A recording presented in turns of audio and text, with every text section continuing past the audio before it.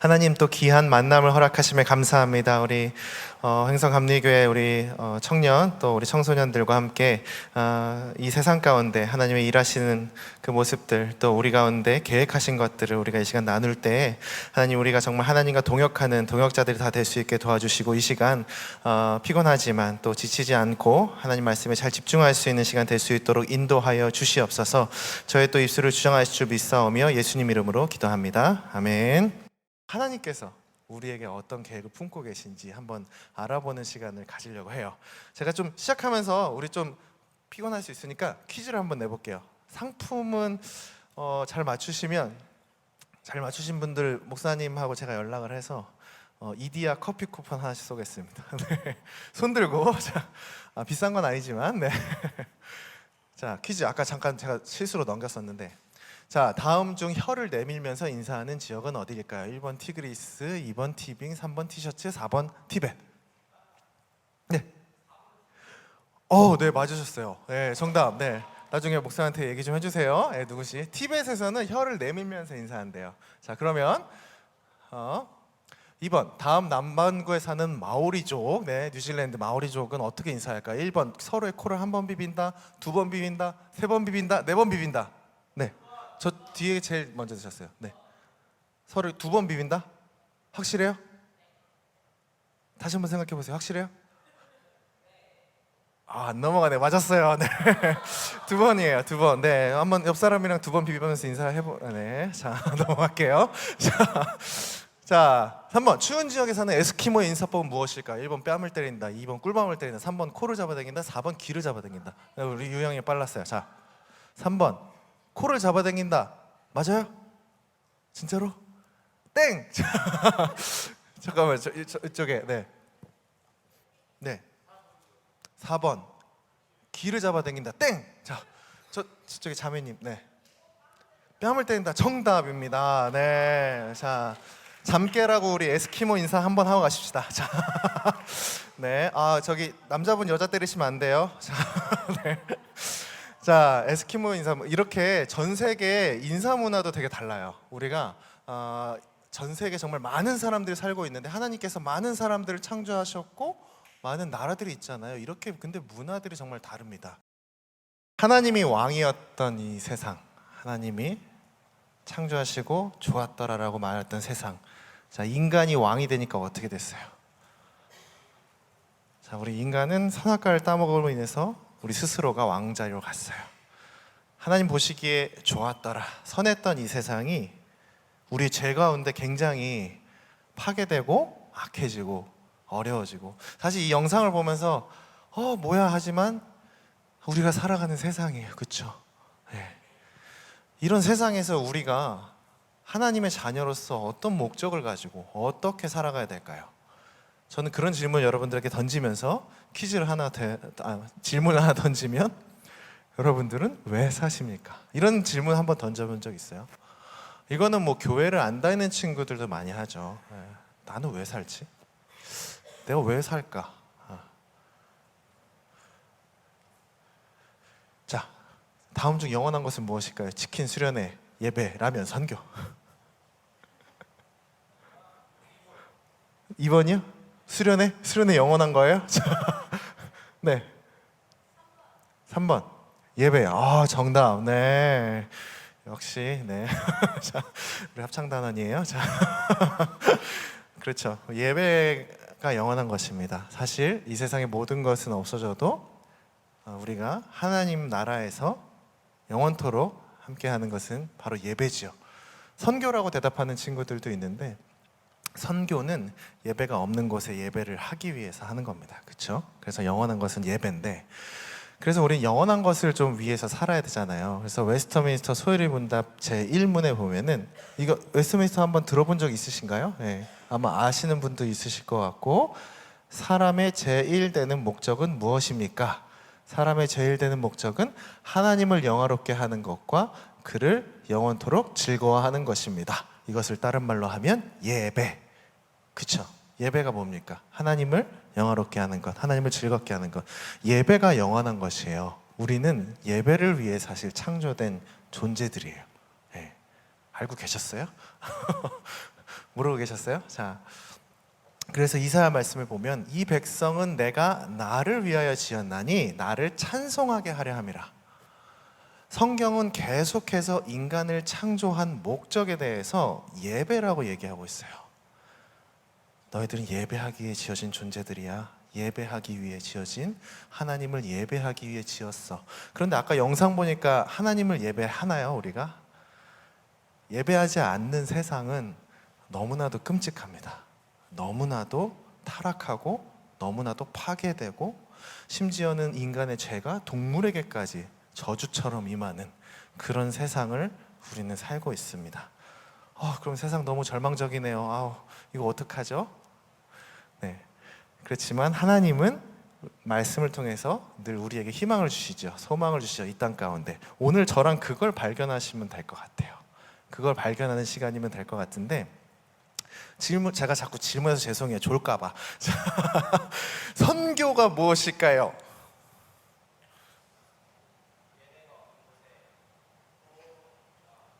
맞아요. 예, 그쵸. 예, 역시 똑똑하네. 제가 방금 말했잖아요. 예배가 없는 곳에 예배가 있게 하는 거 선교인데, 이 단어의 그래서 원뜻을 한번 살펴보면 재밌을 것 같아서, 자, 선교를 영어로 하면은 뭐예요? 우리 미션 트립 간다 얘기하잖아요. 단기 선교 영어로 하면은 short-term 미션 트립, 그쵸? 예. 미션 트립 아시죠? 네, 영어 다 배우셨죠? 네. 자, 네. 미션이잖아요, 미션. 자, 근데 그거 해보세요. 자, 미션을 한국말로 번역해보세요. 뭐예요? 임무. 맞아요. 또. 뭐, 임무, 사명, 해야 될 일. 미션을 한국말로 하면은 선교가 아니에요. 근데 선교를 영어로 하면 미션이에요. 네. 그래서 선교란 단어를 네이버 국어사전 이런 데 찾아보면 뭐라고 나와 있는지 아세요? 종교를 널리 전파하여 퍼뜨리는 일. 네. 그게 선교예요, 여러분? 우리가 알고 있는 선교라는 단어가 상당히 많이 왜곡됐다라는 생각을 해요. 선교하면 저는 그냥 선교는 좀 너무 무섭고요. 저는 그냥 평신도로 살래요. 이런 친구들 많잖아요. 이렇게 말씀하시는 분들 교회도 많거든요. 네. 근데 선교의 원뜻을 보니까 미션, 영어로 미션인데 미션이란 단어가 어디서 왔나 보니까 미시오라는 말에서, 라틴어 미시오라는 말에서 왔어요. 미시오는 보내다라는 뜻입니다. 우리가 뭐 아이에게 뭐 심부름을 시키거나 이럴 때 보내다 하잖아요. 목적을 가지고 보내는 거예요. 네. 자, 그렇다고 한다면 여러분 이거를 우리에게 적용해 보면, 자, 여러분은 보냄 받은 사람들입니까? 아닌 것 같아요. 자, 여러분은 이 땅에 보냄 받은 사람들입니까? 맞죠. 예, 우리는 하나님께서 창조하셨고 하나님께서 보내신 사람들이에요. 그렇죠. 예. 그러면은 우리는 선교와 뗄래야 뗄 수 없는 사람들이에요, 사실은. 예. 선교는 그냥 누군가의 특별한 일이 아니라 우리 모두가 사실 사명처럼 여기고 가져가야 될 주제라는 거죠. 그래서 우리가 보내심에 대한 말씀들을 성경에서 많이 찾아볼 수 있어요. 여기 볼까요? 예수께서 또 가라사대 너희에게 평강이 있을지어다. 아버지께서 나를 보내신 것 같이 나도 너희를 보내노라. 여기서 너희는 12제자를 얘기하잖아요. 자, 우리가 그 제자들이 이렇게 지금까지 이어져서 교회를 이루고 함께 신앙생활을 하고 있는 겁니다. 그렇다고 한다면 저 말씀을 누구한테 적용할 수 있어요? 나한테. 예수님이요, 우리한테 말씀하고 계세요. 아버지께서 예수님을 보내신 것 같이 예수님이 우리를 보내신다. 그래서 제가 말씀드리는 게 선교는 누군가의 특별한 일이 아니라 우리 모두가 해야 될 일을 하는 거예요. 우리 모두에게 주어진 보내심에 대한 이야기라는 거예요. 하나님의 이야기. 그래서 우리가 역사를 영어로 뭐라 그러죠? 히스토리. 예. 죄송해요. 자꾸 영어 질문해가지고. 저도 한글 좋아하는데, 자, 히스토리라고 하잖아요. 히스토리가 어떤 뜻에서 온지 아세요? His story. 합쳐가지고 히스토리. 그 역사라는 단어가 됐습니다. 그 역사의 뜻은 뭐예요, 그러면? 그의 이야기. 하나님께서 이 땅 가운데 우리를 보내셔서 지금까지 해온 이야기를 역사라고 합니다. 히스토리. 그렇죠? 네. 그래서 우리 모두가 보내심 받았다는 걸 우리가 알아야 될 필요가 있다. 우리는 그럼 어디로 보내심을 받았습니까? 여러분, 제가 횡성에 왔잖아요. 저는 어디로 보내심을 받았다고 생각하냐면 저는 횡성으로 보내심을 받았다고 생각을 해요. 그래서 저는 청년을 사랑하잖아요. 청년들이 정말 하나님을 알았으면 좋겠고, 또 청년들이 행복했으면 좋겠고, 같이 횡성에서 으쌰으쌰 했으면 좋겠고, 그래서 저는 하나님이 저를 이곳에 보냈다고 생각해요. 그래서 제가 여러 가지 일들을 하는 겁니다. 제가 그냥 저조차고 그 일들을 하는 게 아니라 하나님이 이 땅 가운데서, 횡성 땅 가운데서 내가 뭘 하기 원하시지? 그걸 고민하다 보니까 이런 일을 해야 되겠구나, 이런 사람들을 만나게 해주셨구나, 이걸 깨닫게 되면서 살아가고 있는 거예요. 그게 선교잖아요. 그렇죠? 다른 게 선교가 아니에요, 여러분. 선교를 어렵게 생각하시면 안 돼요. 선교를 꼭 해외에 나가서 막 외국인 붙잡고 예수 믿으세요 해가지고 이 사람이 예수를 믿었어. 자, 그것도 선교죠. 하지만 그것만 선교는 아니에요, 여러분. 선교는 우리 모두의 사명이에요. 우리 모두를 보내셨단 말이에요. 우리 모두는 미션을 가진 사람들입니다. 그렇죠? 근데 어디로 보내셨느냐? 일상으로 보내셨다는 거죠. 창세기 이런 말씀이 있어요. 여호와 하나님이 그 사람을 이끌어 에덴 동산에 두어 그것을 경작하며 지키게 하시고. 자, 여러분, 에덴 동산 처음에 만들어졌을 때 아담과 하와가 일을 했을까 안 했을까? 했잖아요. 지금 경작하는 거 뭐예요? 여기 우리 횡성은 경작 많이 하잖아. 경작 일을 한 거예요. 에덴 동산 만들고 하나님이 아담과 하와한테 일 시켰어요. 경작하여 지켜. 너네가 이름도 지어주고 너네가 잘 가꾸고 다스려, 이렇게 하셨어요. 근데 이 경작하다가 그 어원이 아바드라는 말인데, 아바드라는 말은 또 다른 말로 예배라고 합니다. 그래서 우리는 일상 가운데 예배하는 자로 살아야 돼요. 제가 횡성에서 청년들을 위해 일하는 것은 하나님께 받은 사명이자 하나님을 예배하는 일입니다. 저는 그렇게 생각하고 그들을 대하고 있고, 그들과 만나고 있고, 그들과 대화하고 있어요. 그리고 때가 되면 하나님을 전하고 싶고, 그 친구들에게. 그게 하나님을 예배하는 거잖아요. 여러분, 예배가 꼭 우리 여기 막 와가지고 찬양하고 기도하고 말씀 듣고, 그것도 예배죠.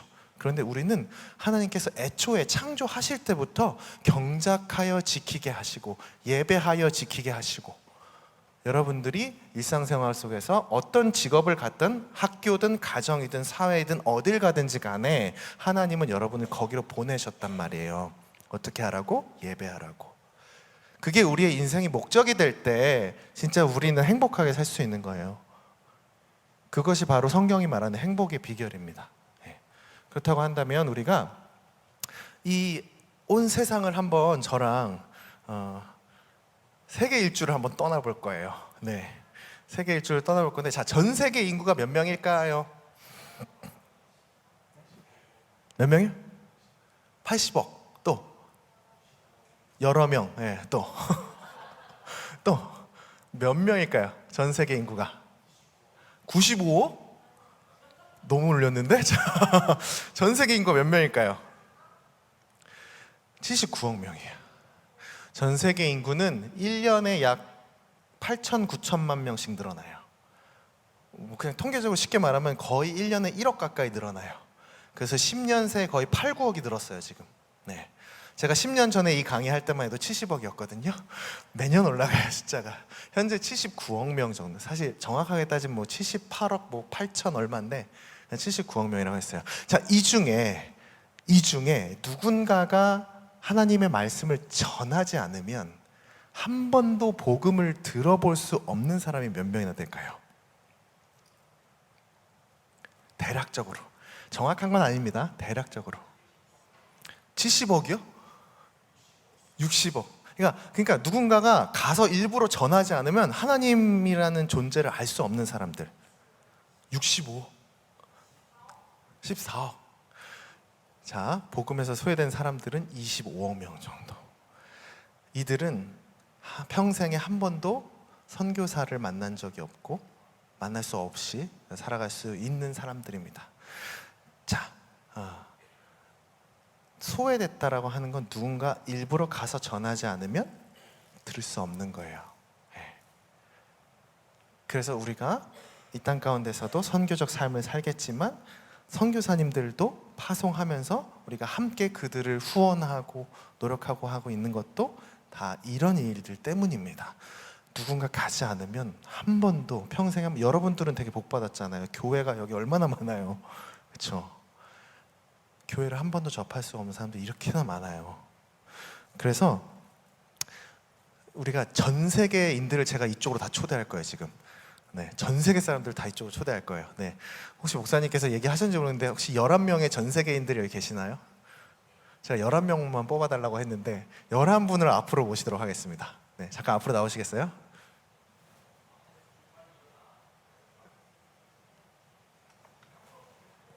네, 잡아먹지 않으니까 나오세요. 네, 11분만 앞으로 나오시다. 지금부터 저랑 세계 여행 갈 거예요. 세계 여행. 자, 올라오세요. 올라오세요. 자, 올라와서 일렬로 쭉 한번 서주세요. 제가 배치를 좀 하도록 하겠습니다. 자, 우리 네, 이쪽에 제일 왼쪽에 서주시고, 그리고 김남준 형제님이랑 바꿔주세요. 두 분이. 네, 그리고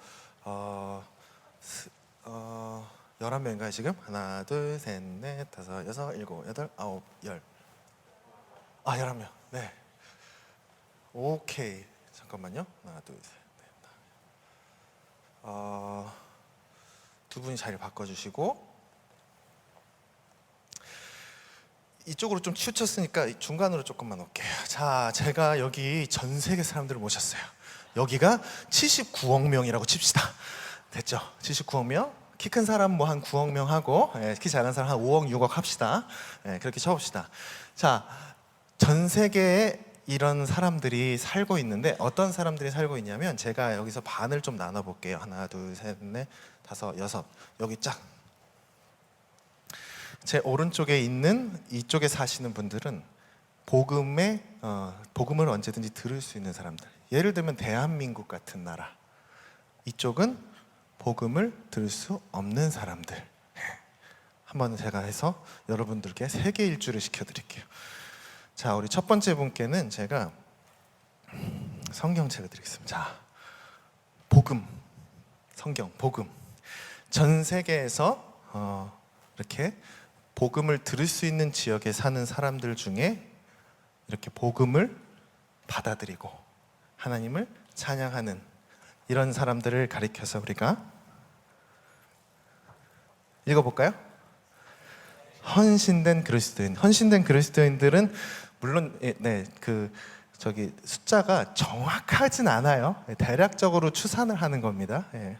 몇 명이나 될까요? 79억 가운데 정말 헌신된 그리스도인들을 몇 명 정도로 추산할까요? 네, 한 9억 정도로 추산합니다. 9억 명 정도. 79억 명 중에 9억 명 정도는 복음을 받아들이고, 자, 예수님을 구원자로 생각하십니까? 아멘. 네, 이렇게 되는 거죠. 네, 이런 사람들, 이런 사람들이 한 9억 명 정도 계시고요. 자, 그리고 제가 두 분께는 명찰을 드릴게요. 자, 명찰을 한번 목에다 걸어볼까요? 네, 다시 한번 목에서 명찰을 빼볼까요? 다시 걸어볼까요? 알겠어요? 무슨 말인지? 교회 들어갈 때는 나 그리스도인이야. 교회 나올 때는 명찰 때 난 그리스도인이 아니야. 교회를 나오지만 우리가 그리스도인처럼 정말 살아간 사람들이 9억 명 정도 된다면 그렇지 않은 사람들이 몇 명 정도 될까요?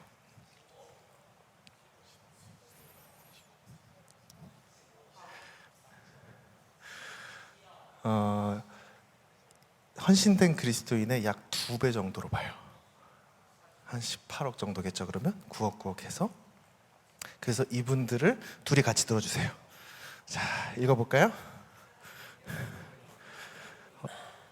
네, 교회 안에도 있어요, 여러분. 교회를 다닌다고 우리가 정말 복음을 내 마음에 받아들이고 살고 있다고 얘기할 수 있을까요? 그렇지 않은 사람이 있다고 성경에도 나와 있어요. 네. 그래서 복음을 들을 수 있는 지역에서 그리스도인으로 살아가는 사람들은 약 절반 정도로 봅니다. 그러니까 대한민국이나 종교의 자유가 있는 국가들에서 그리스도인으로 살아가고 있는 사람들 절반 정도로 보고, 이 절반 중에서도 정말로 복음을 정말 하나님이 내 구원자라고 생각하고 아멘이라고 대답하고 그 정말 믿음으로 살고 있는 사람들을 3분의 1 정도로 추산을 해요. 여기에는 사실 그 이단도 들어가 있고 카톨릭도 들어가 있습니다. 왜냐하면 그것을 이제 구분해서 하는 것이 통계적으로 쉽지 않아서 그렇게 보통 통계를 내고 있습니다. 전 세계 사람들 중에 이런 사람들이 있고, 세 분께는 제가 선글라스를 하나씩 드릴게요. 자, 한번 써주시겠습니까? 네. 네. 야, 랩 좀 하셔야 될 것 같은데. 자, 이분들, 네. 앞이 잘 보이세요?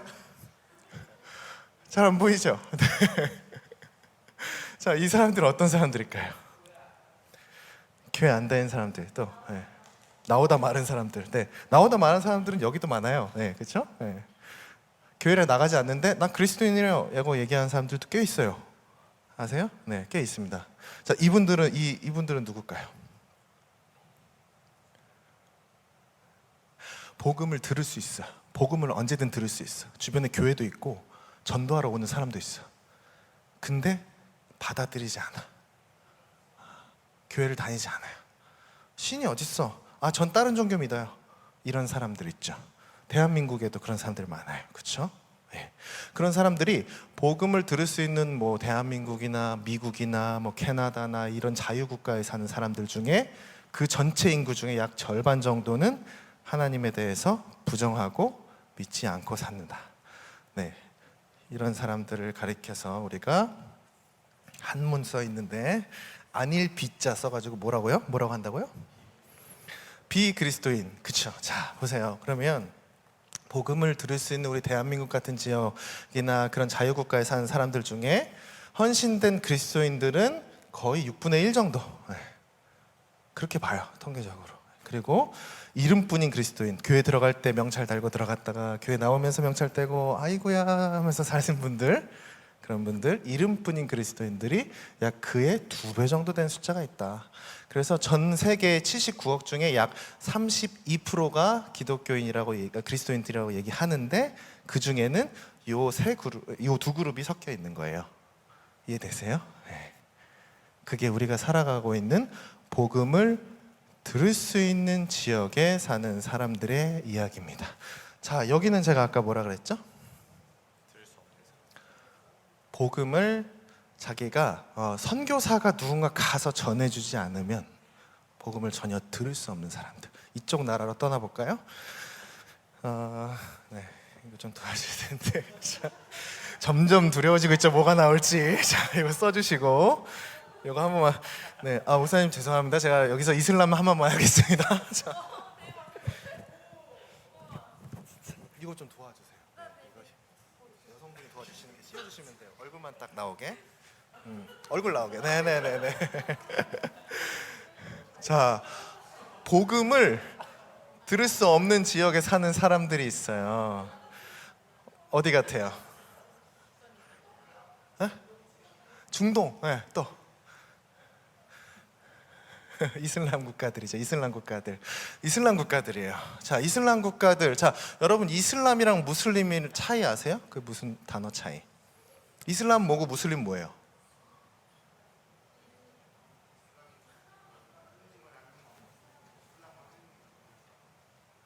하나님을 안 믿는 사람, 믿는 사람? 그렇진 않고요. 자, 우리가 믿는 종교를 기독교라고 그러죠. 그리고 거기 다니는 사람들을 그리스도인이라고 하죠. 이슬람은 종교 이름이고요. 무슬림은 우리처럼 그리스도인, 무슬림 이렇게 사람을 얘기하는 거예요. 이슬람을 섬기는 사람들을 무슬림이라 그래요. 자, 여기 무슬림이 사는 지역이, 자, 여기 전 세계 79억 중에 몇 억 명이 여기 있을까요? 7억 명, 또 10억, 또 20억, 또 35억. 절반이 무슬림이다. 네. 전 세계 절반이 무슬림이다. 자, 이것도 추산입니다. 추산. 정확한 건 아니에요. 2022년의 통계를 보면은 무슬림 종교를 가지고 살고 있는 사람들을 약 19억 명 정도로 추산합니다. 79억 중에 19억 명이 무슬림으로 살고 있습니다. 자, 여기가 이 무슬림들이 여기에만 있나요? 여기에도 있어요. 네. 대한민국에도 있습니다. 그렇죠? 네. 여기는 완전히 복음을 들을 수 없는 지역에 사는 무슬림.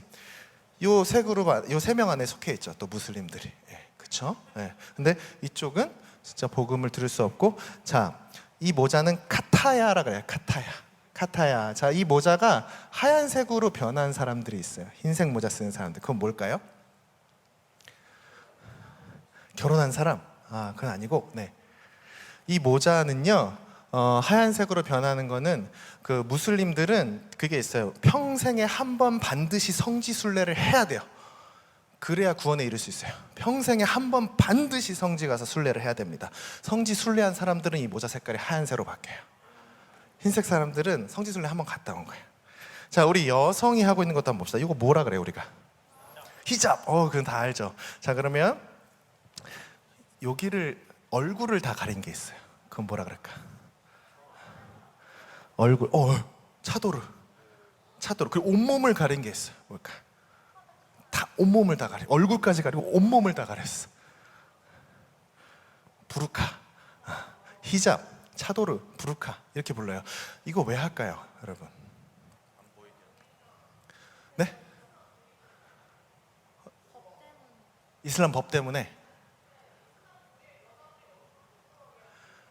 네, 이슬람은 여성이 남성을 유혹하는 존재라고 생각해요. 그래서 여러분 인도네시아 이런 데 가보면은 엄청 더워요. 오늘처럼 엄청 더운데 여성들이 긴팔 입고 다녀요. 긴팔 입고 얼굴 가리고 더워 죽겠는 땀을 뻘뻘 흘리면서 그러고 다녀요. 여성 인권이 굉장히 좀 안 좋은 나라죠. 그래가지고 그 이슬람은 여성들이 다른 나라랑 그렇게 크게 이제 외교도 잘 이렇게 왔다 갔다도 잘 안 하고, 그래서 여성이 어떤 행동을 하면 엄청난 이슈가 돼요. 몇 년 전인가 여기 여성 카레이서가 나와가지고 이슬람에서 난리가 난 적이 있어요. 여자가 운전을. 네. 근데 꼭 이슬람이 그렇게 여성에 대해서 나쁜 것만 갖고 있는 것은 아니에요. 여기는 일부 다처제. 네. 남자분들 잠깐 표정이 좋아지시는데 일부 다처제. 자, 그게 왜 그렇게 됐을까요? 남성의 뭐 어떤 성적인 것을 위해서 그렇게 됐을까요? 자, 이렇게 여성의 인권이 바닥인 나라들은요, 여성이 직업을 갖기도 힘들고 돈 벌기도 힘들고 살기도 힘들어요. 특히 그런 사람이 과부가 되면 어때요? 완전 힘든 거야. 그래서 과부가 되면 그 형제가 자기 아내로 맞아들여요. 살리려고, 여자 살게 해주려고. 그렇게 하다 보니까 일부 다처제가 된 거예요. 여러분들 그거를 우리가 역사와 전통을 모르면 그런 실수를 범하게 되는데, 곁다리로 러시아 얘기해 볼까요? 자, 러시아에는요 공무원들이 여성이 대부분이고 여성 중심주의로 되게 살아가요. 남자들이 먼저 대시하는 법이 없어요. 여성이 먼저 대시해요. 네, 그리고 여성이 먼저 차고 이혼도 여성이 먼저 하고, 굉장히 여성이 되게 센 나라가 러시아입니다. 왜 그렇게 된지 아세요? 전쟁을 많이 치렀잖아요. 남자가 절반 이상이 죽어나간 거예요. 여자들이 살아야 됐어요. 여성들이 살아야 했고 여성들이 살아남아야 됐어요. 그래서 공무원부터 모든 체제들이 여성들이 다 들어가기 시작한 거예요. 그래서 러시아에는 여성의 파워가 엄청 세고 세계 여성의 날을 굉장히 크게 행사를 해요. 네. 그걸 우리가 역사를 모르고 받아들이면 쟤네 왜 저래? 저런 문화는 진짜 이상한 것 같아. 나쁜 것 같아. 일부 다처제 왜 저래? 이렇게 얘기할 수 있죠. 그런데 보호하기 위해서 이런 제도가 성경에도 있었어요. 여러분 구약에 아세요? 구약에도 일부 다처제가 있었잖아요. 형제가 죽으면 그 형수든 하여튼 부인을 걷어들여 주는 거죠. 그런 문화가 있었습니다. 그런 문화가 여기에 계속 이어진 거예요. 그래서 이슬람에서 일부 다처제가 생겨난 거죠. 전 세계 19억 명이나 됩니다, 여러분. 네, 우리 이슬람으로 한번 떠나봤고요. 그래서 잠시만요. 여기를 우리가 무슬림. 그리고 두 분 바꿔주셔야겠다. 죄송합니다. 네.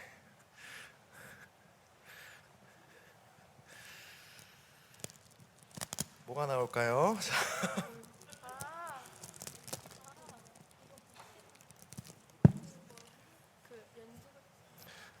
죄송합니다. 이마 한 번만. 네. 자, 앞을 봐주십시오. 자, 여기 어디예요? 인도. 종교는 힌두교. 힌두교 몇 명이 될까요? 전 세계 20억 또 13억 대략적으로 한 10억 명 정도로 추산합니다. 여기는 힌두교는 범신론 국가라 그래가지고요, 신이 오지게 많아요. 신이 엄청 많아요. 신이 몇 개일까? 100개, 200개, 또 800만 개. 신이 몇 개니까 신 몇천 개, 4억 개, 4억 개. 신이 4억 개. 심지어 남편도 신이야. 나무도 신이고 소도 신이고, 소 못 잡아먹잖아요, 그렇죠? 네. 모든 존재 다. 그래서 거기 사원 가 보면요, 무슨 신 동상들이 진짜 무섭게 돼 있어요. 막 손도 엄청 많고 막. 네. 모든 걸 다 신으로 섬깁니다. 심지어는 남편도 신으로 섬기고, 여기는 윤회설이라는 걸 믿어요. 윤회설 뭔지 아세요? 전생 죽으면 다시 환생하는 거예요. 네. 그래서 계급 제도가 유지되고 있는데 그 카스트 제도란 제도가 있어요. 들어본 적 있죠? 네. 카스트 제도. 자, 신의 머리에서 나왔다 그래서 브라만 계급, 그리고 어깨에서 나왔다 그래서 잠깐 제가 생각이 나는 크샤트리안가, 그리고 허벅지에서 나온 바이샹가 있고, 그 수드라, 그리고 불가촉 천민. 근데 사실 가보면 이 안에서도 또 계급이 또 나눠져요. 계급이 엄청 많이 나눠져 있어요. 내가 이번 생에 아주 순종하고 잘 살면 다음 생에 태어났을 때 계급이 올라가요. 그래서 그 계급 제도가 유지됩니다. 반항하지 않아요. 데모하지 않아요. 데모했다간 다음 생에 어떻게 돼요? 계급이 떨어져요. 그러니까 불가촉 천민들은 네가 전생에 죄를 많이 지어서 그래 라는 생각을 갖고 있어요. 되게 이상하죠? 이런 생각을 갖고 있고, 자, 요 점이 지금 약간 자주색을 띠고 있는데, 저 점이 하얀색이 있어. 하얀색. 하얀색 점은 무슨 뜻일까요? 과부. 남편 죽은 사람. 그래서 인도의 옛날에, 지금은 많이 없어졌는데, 인도의 옛날에 아주 그 힌두교에 아주 추악한 제도가 하나 있었어요. 뭐냐면, 자, 아까 제가 신이 심지어는 남편까지 신이라고 그랬죠. 남편이 죽었어. 그러면 아내를 산채로 같이 묻어요. 네가 신을 잘 못 섬겼기 때문에 신이 돌아가셨다. 그 죄를 사함받고 다음 생애에 다시 잘 태어나고 싶으면 같이 죽어라. 사티 제도라고 하는 제도가 있었습니다. 근데 인도의 윌리엄 캐리라는 선교사님이 선교사로 가서 그 사티 제도를 없애는 운동을 하세요. 그래서 그 제도가 불법이 됩니다. 선교사가 복음만 전하는 게 아니에요, 여러분. 그 사람들의 삶 속에 들어가서 정말 잘못되고 악한 전통, 정말 죄악된 것들도 선교사가 노력해서 고치는 역사가 일어난다는 거죠. 인도는 그런 나라예요. 이런 사람들이 전 세계 10억 명 정도 있습니다. 79억 명 중에 10억 명 정도. 그래서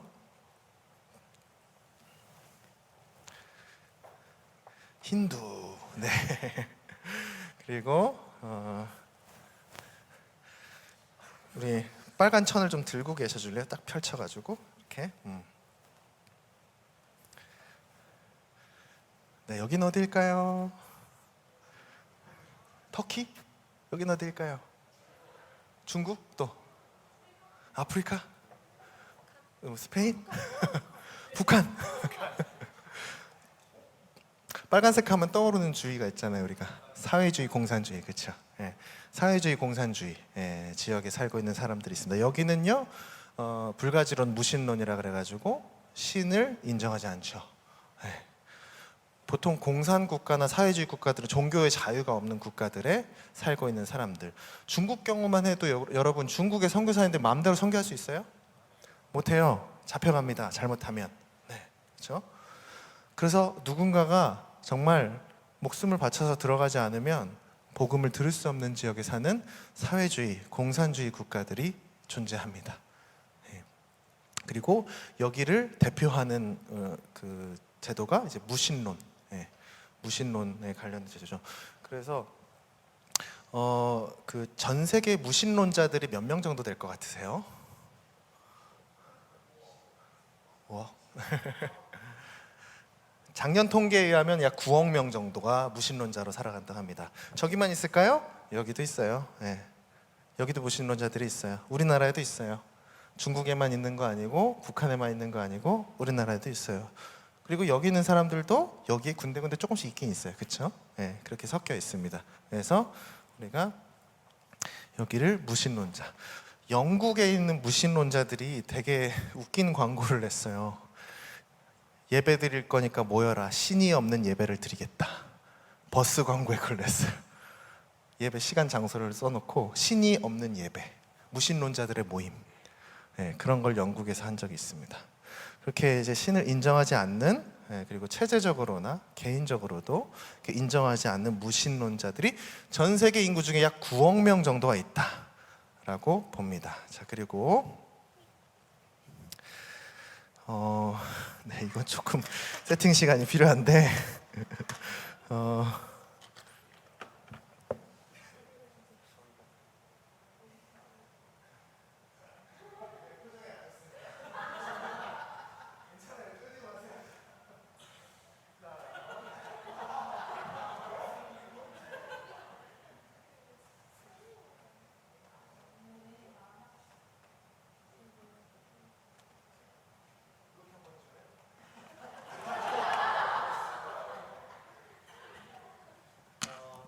바리깡 있나요? 자,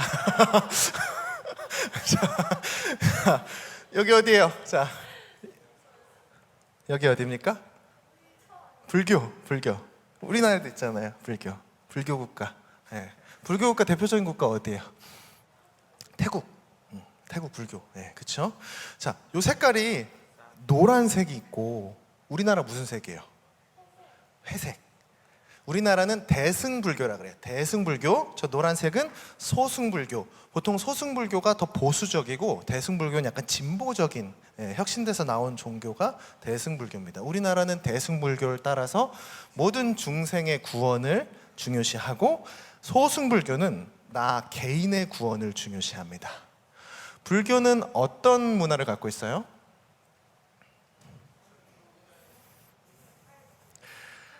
(108배) 그렇죠. 불교의 그 사상이 뭐냐면 내가 여기 목이 물렸어. 너무 아파. 그러면 여기를 막 때려요. 그러면은 아파서 가려운 줄 몰라요. 아파서. 그렇죠. 고통을 고통으로 이겨내는 종교가 불교입니다. 그래서 내가 고행을 하다 보면 인생에 어떤 깨달음을 얻을 수 있다. 그래서 태국 어디죠? 제가 말레이시아 갔었는데 말레이시아에 계단이 200 몇 개 있는 계단이 있어요. 그거를 이렇게 세 등분 해놨는데 스님들이 이렇게 지그재그로 올라가는 거예요. 계단을 그 200 몇 개를 왔다 갔다 하는 거예요. 계속. 그래서 네. 그게 세 칸으로 나눠져 있는데 이쪽은 과거에 내가 지은 죄, 현재의 죄, 미래 지을 죄, 그걸 다 회개하면서 고행하는 겁니다.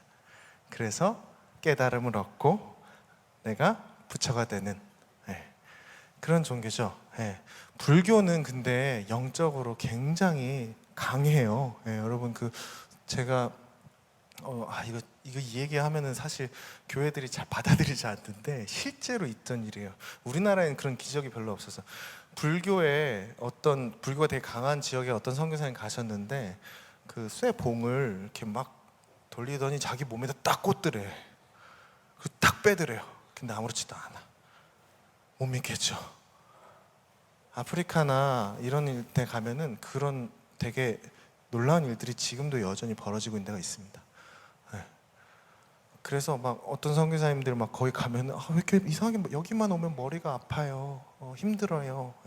영적으로 눌리는 것 같아요. 여러분, 우리 영적인 것들이요, 사실 실제로 되게 중요해요. 인간은 영적인 존재이기 때문에.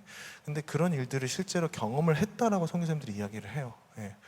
물론 저도 이걸 뭐 말씀드리면서도 긴가민가 하지만 그만큼 굉장히 영적으로 무서운 것이 이제 불교입니다. 불교는 전 세계 몇 억 명 정도 될까요?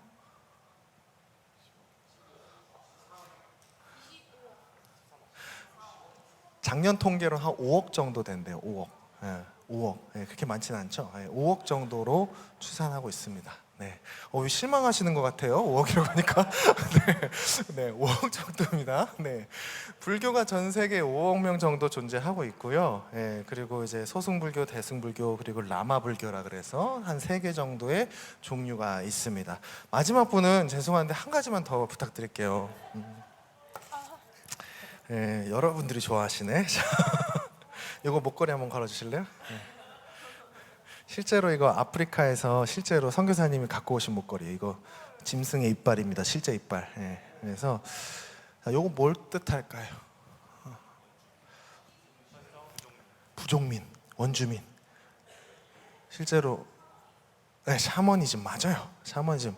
동물이나 나무나 뭐 약간 어디서 그런 걸 볼 수 있을까? 아바타 영화 같은 데 보면 약간 그런 느낌 있잖아요. 막 나무랑 막 교감하면서 막 나무를 섬기고 막 나무가 무슨 신처럼 존재가 인식이 되고, 그런 것처럼 여전히 부족민들 가운데, 원주민들 가운데 그렇게 샤머니즘적인 요소를 가지고 살아가는 사람들이 전 세계에 몇 억 명?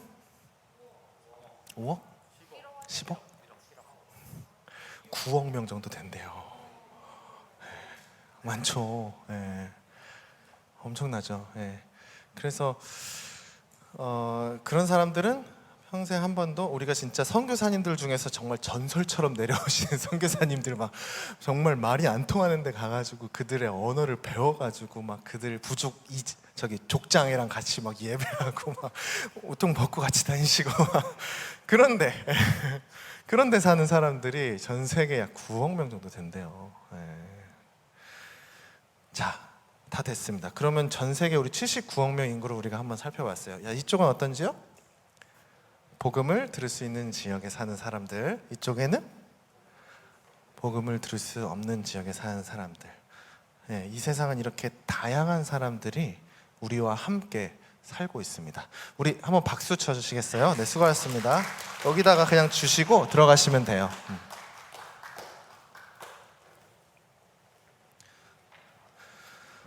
네, 오늘 재밌는 거 많이 배우죠? 네. 전 세계 종교를 보고 있습니다, 우리가.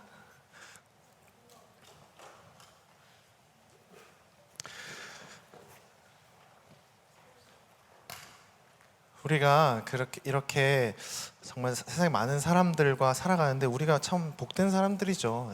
복 받은 사람들이죠. 이렇게 보니까 우리는 인도 같은 데서 살지도 않고, 네. 아까 제가 봤을 땐 여기 남자분들하고 여기 여자분들 앉길래 약간 여기도 그런 게 있나 했는데, 굉장히 우리 좋은 나라에 살고 있잖아요. 그런데 그렇지 못한 사람들도 전 세계 너무나도 많다는 거죠.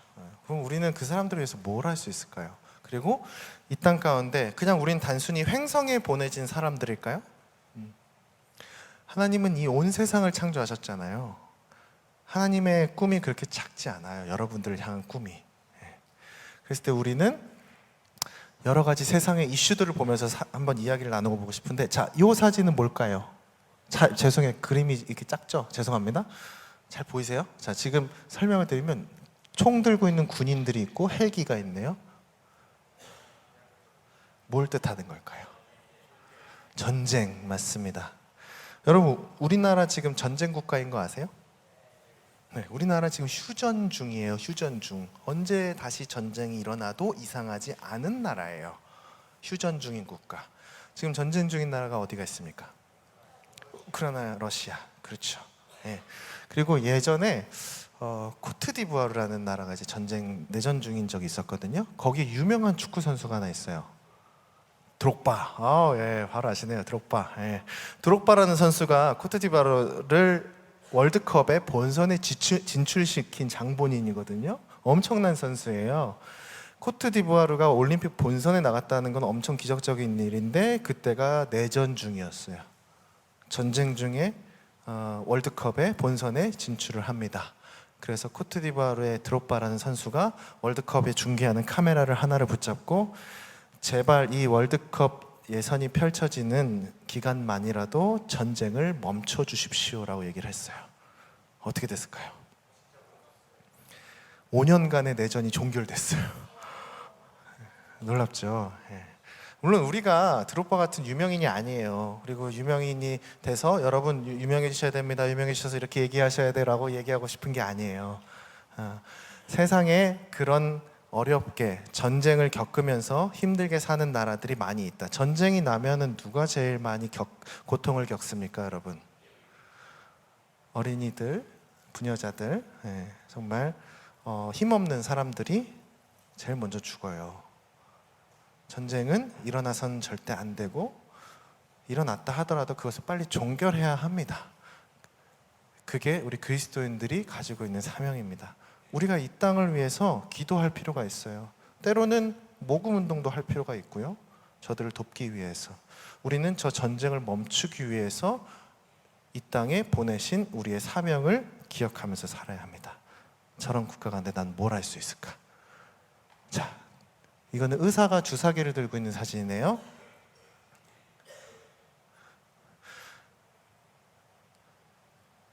저는 의료 문제를 한번 얘기해 보고 싶어요. 여러분, 아프리카에는 에이즈나 에볼라라는 병이 있었습니다. 아세요? 우리나라에는 없어졌지만. 네. 2007년에 에볼라 바이러스 약이 개발이 됐다는 기사가 났었어요. 그런데 아프리카에 왜 그 병이 없어지지 않을까요? 돈이 없어서. 코로나 백신이 나와도 어느 나라부터 갑니까? 돈이 많은 나라부터 가고 그렇지 않은 나라들은 사람들이 먼저 죽어요. 돈이 없다는 이유로 먼저 죽어가는 사람들이 전 세계에 너무 많아요. 특히 의료 문제. 여러분, 암센터가요, 병원에 암센터가 하나 생기면요, 한 사람당 병원이 돈을 벌 수 있는 게 약 1억 정도래요. 그럼 10명만 받으면 몇 억이에요? 그렇죠. 그래서 너도 나도 병원들이 암센터를 세웁니다. 우리는 의료 문제가 굉장히 자본주의적으로 세팅이 되어 있다는 걸 볼 수 있어요. 우리가 살고 있는 이 대한민국이란 나라도 자본주의 국가입니다. 근데 그 자본주의 안에는 수많은 죄악이 들어가 있어요. 우리가 이 땅에 보내진 사람으로서 이 자본주의 안에 있는 죄악들을 발견할 수 있어야 되고 따라가지 않으려고, 그렇게 살지 않으려고 노력하셔야 돼요.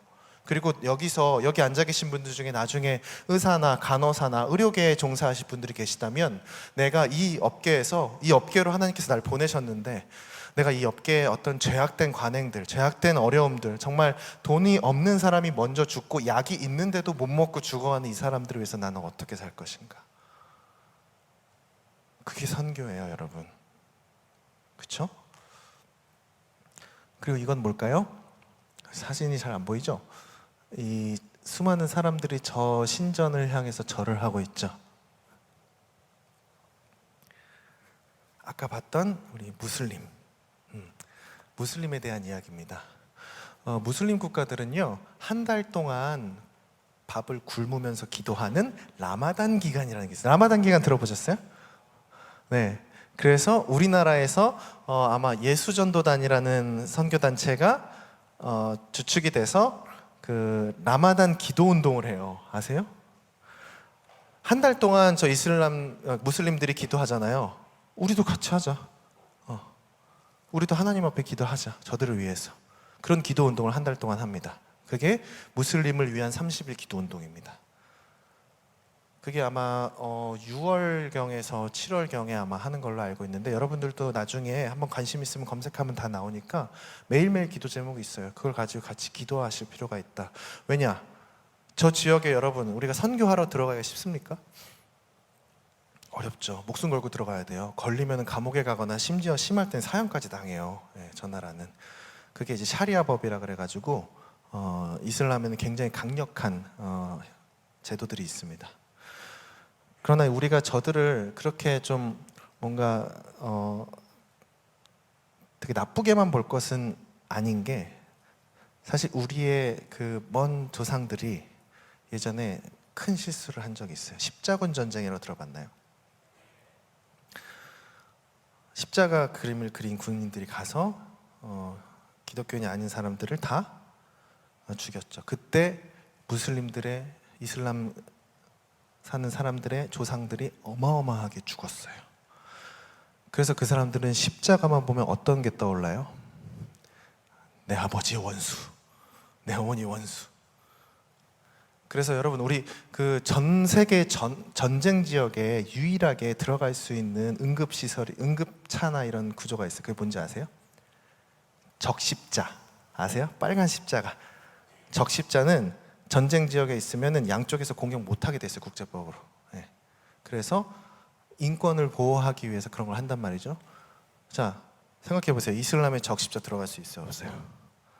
그 들어오는 순간 어때요? 사람들이 십자가를 보는 순간, 우리에게는 예수 그리스도의 십자가지만 저들에게는 우리 조상들을 다 죽인 원수들의 문양이에요. 그래서 이슬람용 적십자는 따로 있어요. 빨간 달, 월사단인가 그래가지고 이슬람 전쟁이 나면은 월사단에서 들어가서 그 적십자 일을 합니다. 같은 거예요. 적십자랑 같은 일을 하는데 십자가를 못 써요. 그런 아픔이 있는 나라예요. 그리고 우리가 무슬림에 대한, 이슬람에 대한 좀 오해들이 있는데, 이슬람을 바라본 두 가지 그 의견이 있어요. 하나는 절대 안 돼, 들어오면 우리나라 망해, 저들을 막아야 돼 라는 입장. 또 하나는, 야, 선교하러 못 가는데 그들이 이기 오겠다는데 왜 막아? 몸 전도해야지 그 사람들. 이렇게 친근하게 보는 입장, 강하게 보는 입장과 친근하게 보는 입장이 있어요. 자, 둘 다 맞기도 하고 둘 다 틀리기도 해요. 다 그런 건 아니거든요. 어느 사람은 그렇고 어느 사람은 그렇기 때문에 우리가 조심은 할 필요가 있으나, 그런 부분에 있어서 우리가 아무리 해도 막지 못하는 부분들이 있어요. 그건 뭐냐면, 돈을 가지고 밀고 들어오면은 기독교가 못 막습니다. 무슬림 학교도 우리나라에 있을까요, 없을까요? 세워졌습니다. 자, 무슬림 사원들 우리나라에 있을까요, 없을까요? 세워졌어요. 이태원에도 있고요, 무슬림 사원들이 있습니다. 가보신 적 있어요? 저는 한번 가봤는데, 그쪽 종교로 전향한 건 아니고요. 네, 한번 가본 적이 있어요. 그래서 그걸 가지고 한번 그 기독교계에서도 난리가 난 적이 있어요. 막 문자가 돌면서 이슬람이 우리나라를 이슬람화 시키려고 막 돈을 가지고 들어오고 있고, 이제 우리나라는 망했습니다, 저들을 막아내야 됩니다, 몰아내야 됩니다. 네, 물론 그럴 수도 있지만 사실 그렇게 되려면은 쉽지가 않아요. 자, 아까 이슬람에는 어떤 전통이 있다고 그랬죠? 여성들에 대해서. 여성 인권이 바닥이죠. 자, 우리나라 여성들 그거 인정할 수 있어요, 없어요? 무슬림으로 내가 전향했어, 온몸 가리고 다니래, 할 수 있어요? 못하죠. 그리고 이슬람들은 그런 전통이 있어요. 정시기도라 그래서 3시, 6시, 9시인가 돗자리 깔고 그 신전이 있는 동쪽이었나? 그쪽을 향해서 절하면서 기도해야 돼요. 정시기도를 해야 돼요. 자, 만약에 내가 직장생활 한다고 칩시다. 직장생활 하고 있는데 내가 무슬림으로 전향을 했어요. 3시가 됐어요. 일하다 말고 일어나서 돗자리 피고 기도를 해요. 그럼 부장님이 뭐라 하실까? 죄가 왜 저래 지금? 뭐, 야, 아무리 종교의 자유가 있다지만 일하는 시간에 지금 그렇게 되겠죠. 예. 우리가 따르기 힘든 문화들이 있어요. 그들이 그거를 버리고 우리를 포교할까요? 아니요. 들어가면 그걸 지켜야 돼요. 이슬람이 들어온 지 몇 년이 됐지만 우리나라에 크게 확산되지 못하는 이유가 또 그런 것 중에 하나가 있어요. 사실 이슬람은 돈은 많지만 문화적으로는 우리랑 융합되기가 쉽지 않은 이 종교입니다. 그래서 너무 무서워할 필요도 없고, 그렇다고 너무 경계 안 해서도 안 돼요. 왜냐하면 돈이라는 건 사람을 어떻게 만들지 모르거든요. 돈은 무서운 거긴 합니다. 그 이슬람이 이슬람 자본으로 수쿠크법이라 그래서 아마 그 회계사나 이쪽 공부하신 분들은 알 텐데, 이슬람은 돈을 빌려주면은 이자를 받으면 안 된다라는 법이 있어요. 수쿠크법인데, 그런 식으로 이슬람 자본들이 우리나라에 들어오잖아요. 그럼 우리나라에서 이슬람 자본을 빌린 사람들이 돈을 못 갚으면 어떻게 되겠어요? 이슬람 법에 따라서 뭔가를 해야 되는 거예요. 그렇게 되면은 내가 거기 가기 싫어도 포교될 수도 있는 거고, 어려움을 겪을 수도 있는 거죠. 그래서 우리가 적당히 경계도 필요하고 우리가 그걸 잘 알고 대처할 필요도 있다. 하지만 오는 이슬람에 대해서는 아까 어떤 선교사님 말대로 야, 우리가 직접 못 가는데 왔으니 얼마나 좋아. 친구가 되자. 전도하자, 이 친구들. 쉽지 않겠죠. 근데 그 사람들을 우리가 잘 대해주고 크리스찬에 대해서 얘기해주면은 하나님께서 어떻게 역사하실지 모르는 겁니다. 그리고 우리가 가지 못하면 여러분, 우리에겐 가장 강력한 무기인 기도가 있잖아요. 저들을 위해서 라마단 기도 기간에 같이 기도하시고 기도 운동에 같이 참여해 보시기를 권면드립니다. 기도나 하지 뭐가 아니에요. 기도는 엄청난 능력이 있어요. 우리가 이번 수련의 주제를 기도로 잡고 있는데 여러분, 기도는요 어마어마한 능력이 있어요. 그거 이따가 제가 마지막에 알려드릴 텐데 우리가 무슬림을 위해서도 기도하며 살아갈 필요가 있다. 자, 이 아이들은 어디일까요? 너무 삐쩍 말랐죠? 북한 아이들.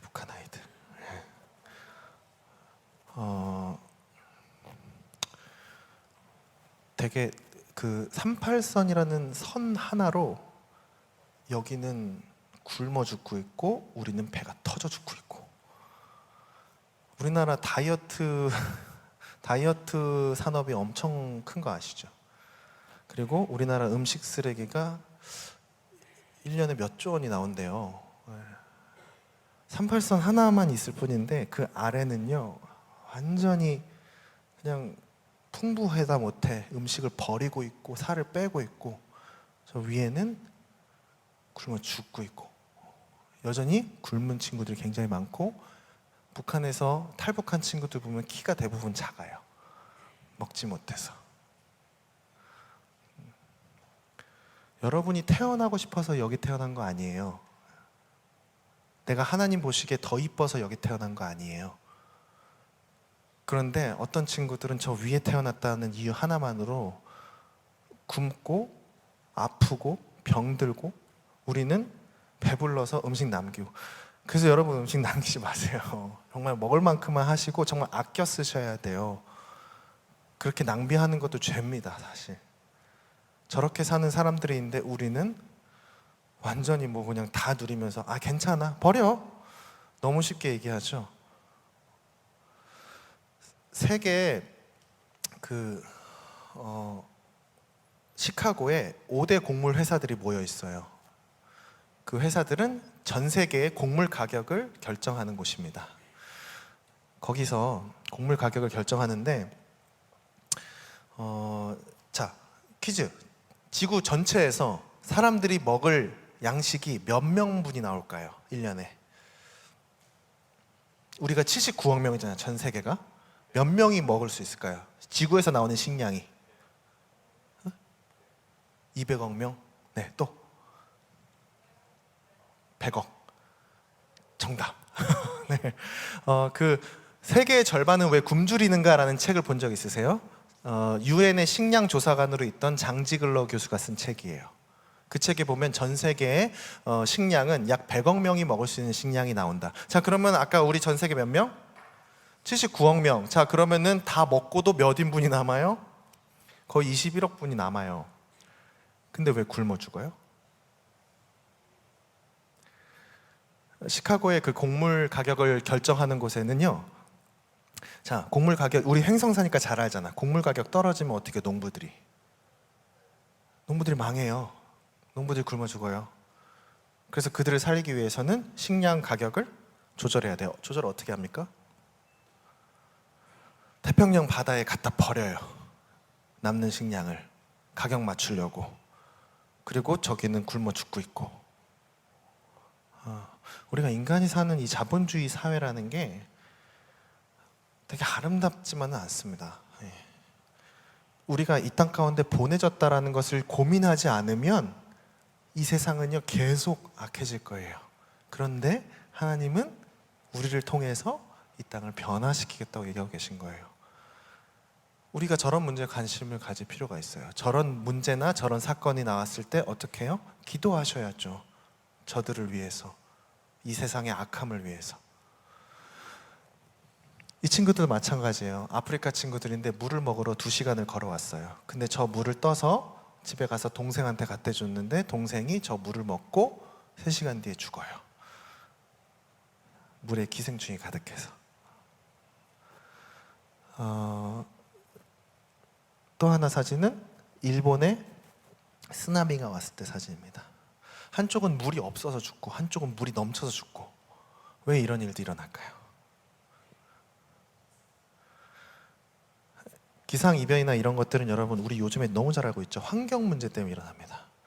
우리가 차를 많이 타고 에어컨을 많이 쓰고 우리가 덥다고 또는 춥다고 하는 모든 일련의 행동들이 탄소를 발생시키고 그 모든 것들이 결국에는 지구를 온난화하면서 어떤 지역에는 쓰나미가 오고 어떤 지역에는 물부족이 되고. 하나님이 처음 지은 세상이 이런 세상이었을까요?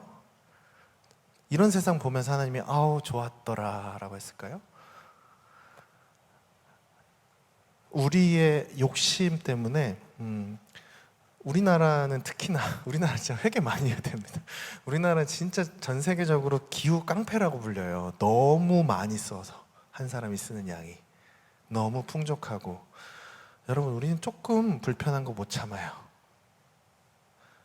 근데 여러분 그런 것들도 우리가 그거를 우리가 못 참으면 누군가 그걸 참아야 되는 거예요. 이 세상은 그렇게 다 연결돼 있어요. 하나님께서 그렇게 지으셨어요. 누군가 죄를 지으면 그 죄의 대가는 누군가 꼭 받습니다. 그게 내가 지은 죄가 내가 받을 수도 있는 거고 우리 공동체가 받을 수도 있는 거고. 그런 일들 성경에서 너무 많이 봤잖아요. 구약에서. 그렇죠?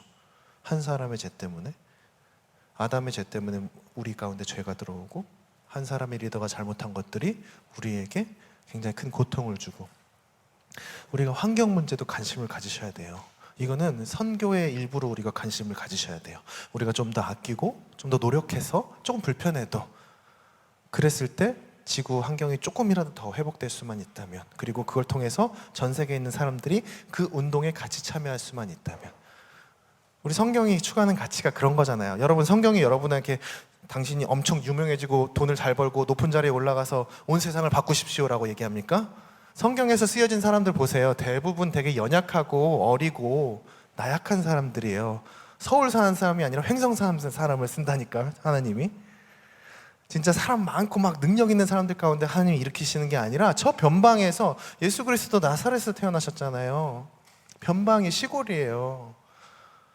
하나님은요 능력으로 쓰지 않으세요.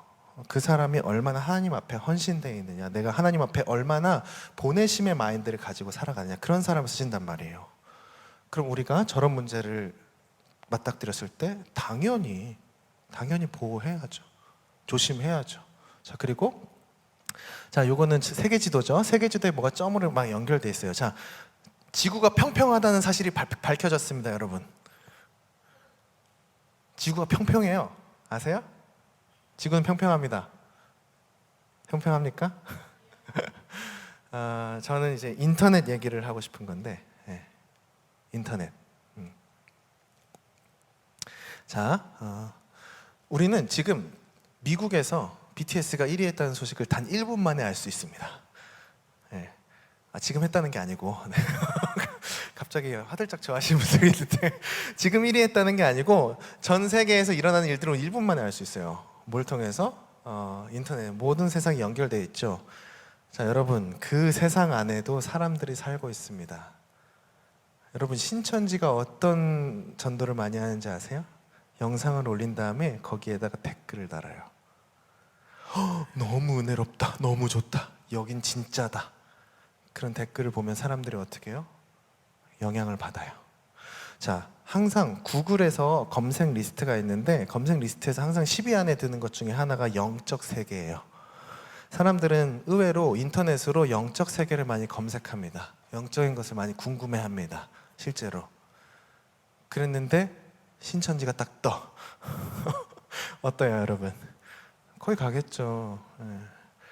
여러분들 인스타다 뭐 페이스북이나 이런 거 하실 때도 아무 생각 없이 하지 않았으면 좋겠어요. 여러분의 그걸 보고 누군가는 영향을 받고 누군가는 그걸 통해서 하나님을 알게 될 수도 있거든요. 교회들이 또 우리가 크리스천으로서 그런 인터넷 상황에서도 우리가 어떻게 활용을 할 것인가, 어떻게 사용할 것인가, 늘 생각을 해봐야 된다는 거죠. 자, 이거는 뭘까요? 난민. 네. 터키의 한 교회가 폭탄 테러를 당했습니다. 네. 예배드리는데 폭탄이 터졌어요.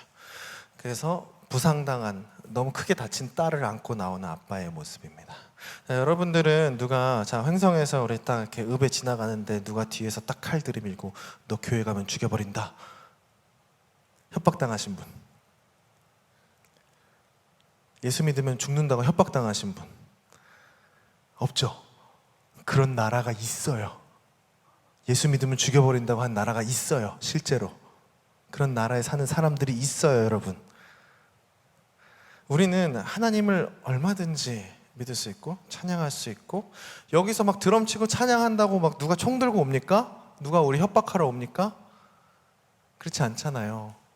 근데 정말 너무나도 어려운 상황 가운데 처해져 있는 사람들이 있다라는 거죠. 우리는 저들을 보면서 어떻게 해야 될까요? 저쪽에 가서 복음을 전해야 될까요? 예, 그것도 필요하겠죠. 먼저 기도하셔야죠. 저들을 위해서. 하나님, 이 악한 세상 가운데 하나님께서 자비를 베풀어 주셔서 저들의 악행을 멈춰 주시고 저들의 가족에게 위로를 전해 주시고. 기도가 아무것도 아닌 게 아닙니다, 여러분. 네. 우리가 할 수 있는 건 기도밖에 없다라는 말이, 우리가 할 수 있는 건 기도씩이나 있다, 진짜. 그런 것들을 우리가 좀 생각해 봐야 된다라는 거. 이거는 세계 지도 중에 우리 저쪽 이제 아프리카 위쪽 부분이고 유럽 쪽이잖아요. 예. 빨간색으로 표시된 부분, 자, AD 100년경에 기독교인들이 저기에만 있었어요. 저쪽에 조그맣게 있었어요, 기독교인들이. 예. 그 다음에 AD 400년경에 엄청 퍼지죠. 저때 무슨 사건이 있었을까요? 로마가 국교가 기독교가 됩니다. 그래서 로마의 국경을 따라서 기독교인들이 퍼지게 되죠. 그리고 북유럽 쪽으로 기독교인들이 확 이동하죠. 저 로마에 있던 기독교인들이 전쟁을 통해서 노예로 북유럽에 엄청 끌려가요. 그래서 노예한테 전도를 당합니다, 사람들이. 기독교인들이 저렇게 퍼지게 됐죠. 그리고 지금 우리가 살고 있는, 이건 뭐 1990년대긴 하지만 통계가 좀 오래되긴 했지만 지금이랑 비슷하긴 합니다. 지금 기독교인들 퍼져 있는데 어떻게 퍼져 있어요? 하나님은 전 세계 가운데 한 번도 후퇴한 적이 없으세요, 여러분. 우리 그리스도인들은요, 지금까지 제가 한 얘기들이 진짜 세상 너무 어떡하지? 어떻게 살지? 여러분 그렇게 생각할 수 있는데요, 하나님은요 한 번도 후퇴한 적 없으세요. 계속해서 전 세계 가운데 예수 그리스도를 주라 고백한 사람들이 늘어나고 있어요. 근데 한 가지 좀 아쉬운 점은 있어요. 자, 여기 1990년대 지금 살고 있는 곳에서 예수 그리스도를 믿는 사람이 예수를 주라 고백하는 것과, 저 AD 100년경은 어떤 시대냐면은 예수님의 부활을 믿고 증거하는 사람들은 사자 밥이 되는 시대였어요. 그거 아시죠? 예. 사자인 운동장에다가 기독교인들 던져놓고 사자랑 싸우게 한 거. 그런 시대가 AD 100년경이에요. 저 시대 때 예수를 믿는 사람이랑 지금 우리 시대 가운데 예수를 믿는 사람의 그 고백이 어떨까요? 우리는 지금 전 세계를 복음화시키기 가장 좋은 시대에 살고 있어요.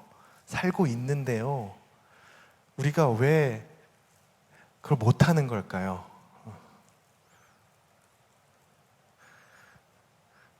보내심을 생각하지 않아서요. 그래. 내가 이 땅에 왜 사는지, 하나님이 나를 여기 왜 보내셨는지, 그리고 난 지금 무엇을 해야 하는지 고민하지 않아서 그래요.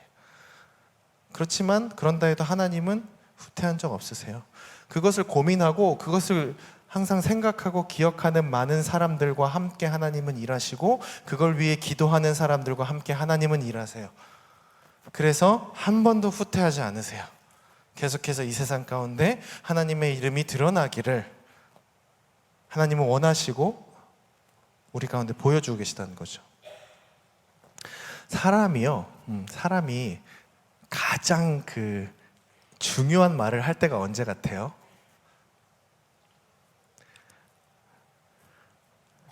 막 정말 우리 엄마 아빠 힘들게 했던 할아버지 할머니도 죽기 전에는 그러세요. 미안하다, 고맙다. 사람이 죽기 전에 하는 말이 굉장히 중요한 말이잖아요. 진심이고 꼭 하고 싶은 말이고, 내가 죽기 전에 사과는 해야 되겠다. 그렇잖아요. 예수님께서요, 부활하시고 3일 만에 부활하시고 승천하시기 전에 제자들이랑 대면하는 마지막 자리에서 하신 말씀이에요. 이게 마태복음에 있어요. 자, 예수께서 나와 말씀하여 이르시되 하늘과 땅의 모든 권세를 내게 주셨으니 그러므로 너희는 가서 모든 민족을 제자로 삼아 아버지와 아들과 성령의 이름으로 세례를 베풀고 내가 너희에게 분부한 모든 것을 가르쳐 지키게 하라. 볼지어다 내가 세상 끝날까지 너희와 항상 함께 있으리라 하시니라. 아멘. 이 말씀을 지키는 사람들과 함께 하나님은 한 번도 후퇴하지 않으시고 전 세계를 하나님의 나라로 만들어가고 계십니다. 이 횡성에 사는 여러분들 중에 이 말씀을 믿고 하나님이랑 같이 동행하는 사람들을 통해서 이 횡성을 변화시킬 거예요, 하나님은. 그리고 이 횡성에서 작은 도시에 있지만 전 세계에 일어나는 일들을 위해서 함께 기도하고 그들을 위해서 모금도 하고 노력도 하고 애쓰고 있는 사람들과 함께 하나님은 이 세상을 변화시킬 거예요. 그래 오셨어요. 하나님은 그렇게 역사하세요. 그래서 보면 조나단 에드워즈라는 신학자가 디바인 패턴이라는 것을 얘기한 적이 있어요. 신적 패턴이라는 뜻이에요. 하나님은요, 이 세상을 바꾸실 때 패턴이 있어요. 먼저 기도하는 사람들, 소규모의 기도하는 사람들이 모이기 시작합니다. 그 기도하는 사람들 가운데 각성이 일어나요. 맨날 아이고 하나님 우리 누구 대학 붙게 해주세요, 우리 취업되게 해주세요, 돈 많이 벌게 해주세요, 시험 잘 보게 해주세요, 이런 기도만 하던 사람들이 갑자기 각성이 일어나서 하나님 우리의 죄악 때문에 저렇게 굶어 죽고 있는, 어려움을 겪고 있는 저 나라를 위해서 기도합니다. 저 나라들을 주님께서 지켜주시고 보호해 주십시오. 갑자기 기도가 그렇게 변화되기 시작합니다. 이거는 다 어느 지역이나 다 똑같아요.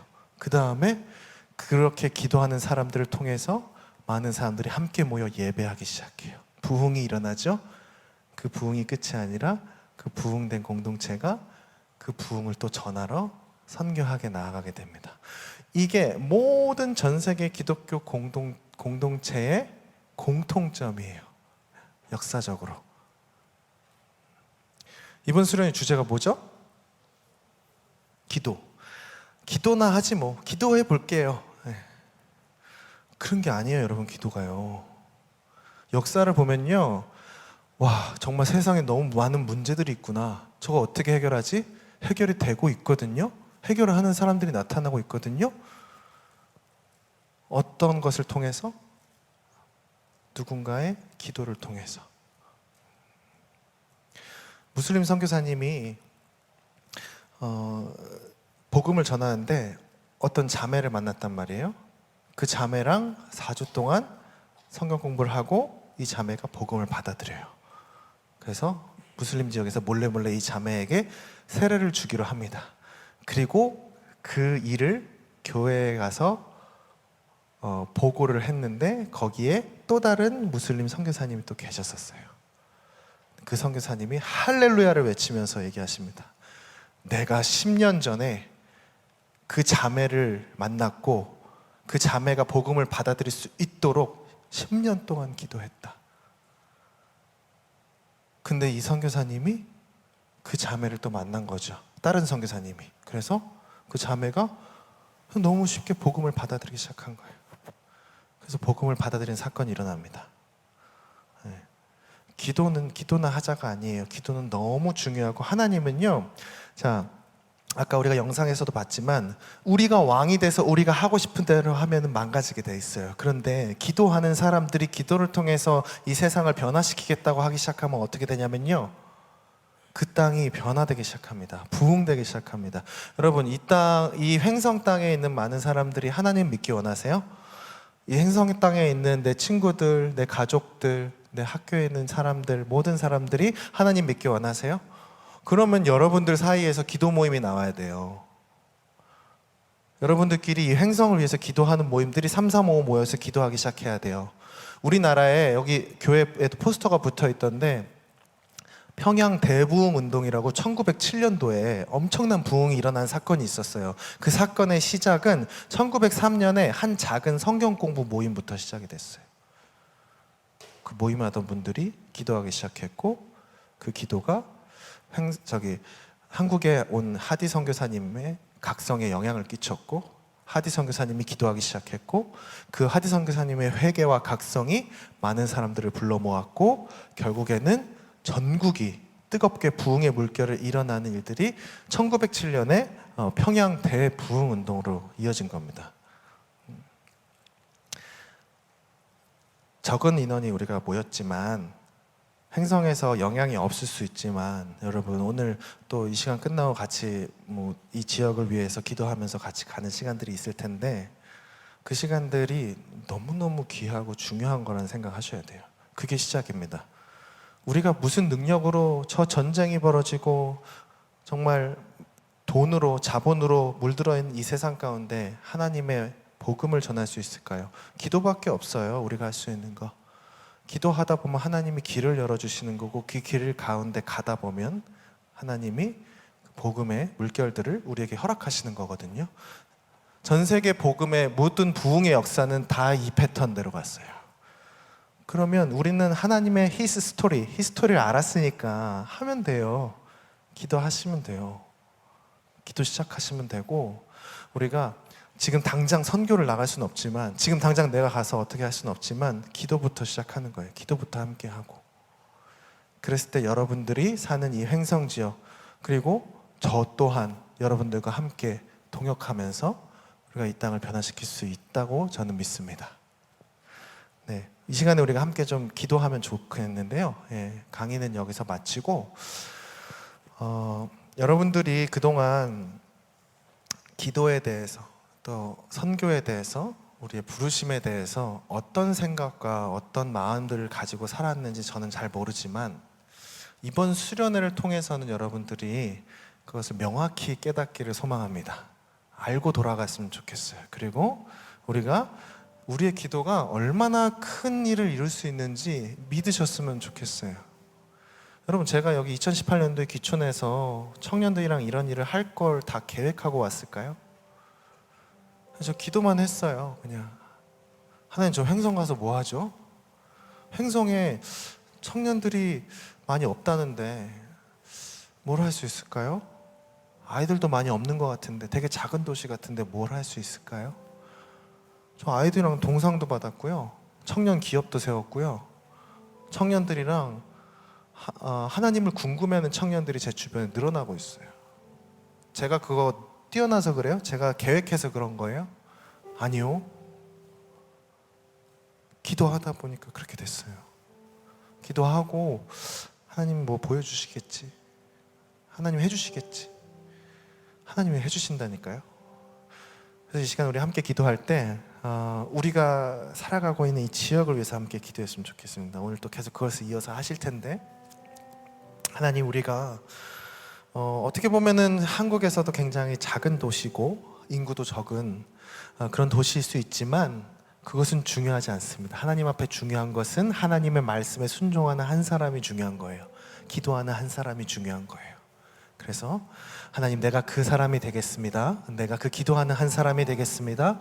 우리 교회가 우리 중고등부가 우리 청년회가 그런 기도하는 공동체가 되겠습니다라고 함께 결단하면서 기도하고 마무리했으면 좋겠습니다.